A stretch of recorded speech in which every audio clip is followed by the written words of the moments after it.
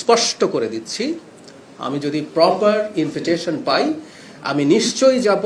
আমি ভারতের সাথে এনগেজ করতে চাই লজিক্যালি অ্যান্ড র্যাশনালি। কথাটা খুব ইম্পর্টেন্ট। ভারতের সাথে এনগেজ করার কথা বললে কারো কারো কাছে মনে হয় যে আমি দেশ বিকিয়ে দিতে যাচ্ছি।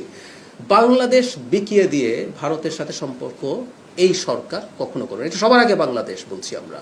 সো ভারতের সাথে আমরা এনগেজ করতে চাই আমাদের সমমর্যাদার ভিত্তিতে।